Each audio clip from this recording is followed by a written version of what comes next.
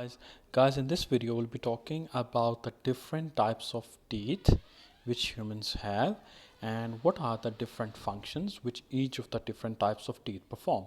So as you can see that humans have five different types of teeth in their mouth. The ones in the middle, they are called incisors. The ones after them are called canines. Then those after them are called premolars, then molars, and finally wisdom teeth. Of course, we'll look at them one by one in the next slides. So here you can see the first we'll be talking about incisors. Okay, so incisors are the how many incisors we have? Humans have 8 incisors altogether, 4 in the upper jaw and 4 in the lower jaw. As you can see, 4 are in the upper jaw and 4 are in the lower jaw. So what's the shape of the incisors? Incisors are shovel shaped, as you can see, and the function of incisors is that they are used for biting and cutting food. You know, when you bite an apple, you use these incisors. Okay, so that's the function. We have 8 incisors. They are shovel shaped and they are used for biting and cutting food.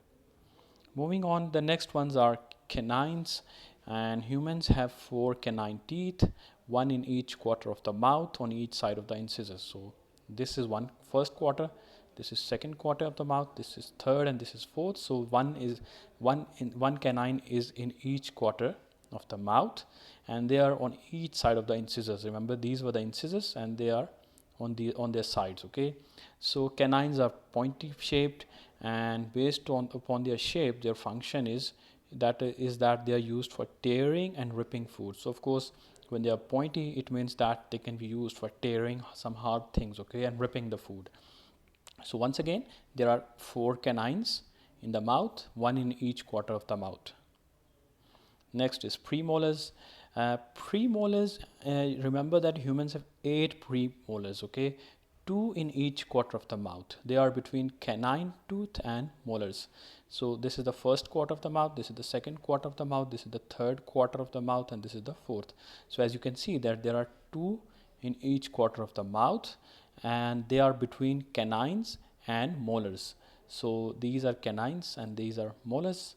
So you can see that these premolars are between canines and molars, and their shape is that of small and flat. Okay, they are relatively smaller and flatter, and based upon that, their function is holding and crushing food. You know, if something is small and flat, it means that it can be used for holding the food, and of course crushing, because smaller and flat means that they have more power.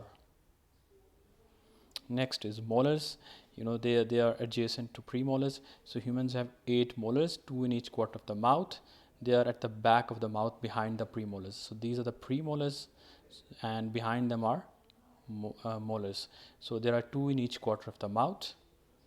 Okay, and they are large and flat, and they are used for grinding the food. You know, when you bite the food through incisors, then you grind them with the help of the molars. Okay, because they are large and flat, it means the large means that they have more surface area, and by flatter means that they're also more stronger and bigger, so they can be used for grinding the food.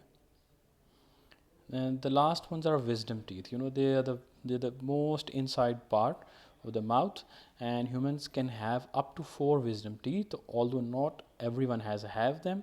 There is one in each quarter of the mouth. As you can see, in each quarter of the mouth there is one wisdom teeth. So their shape is large and flat, and they are just a sort of third molar. Okay, since these were the 2 molars in each quarter of the mouth, some people say that they are just the third molar. Okay, and their function, well, does not have one right now. Okay, nowadays they do not have any function, but why are they then in our mouth? Some scientists believe that human ancestors needed a third molar to help grind down plant tissues from thicker leaves when humans still ate them.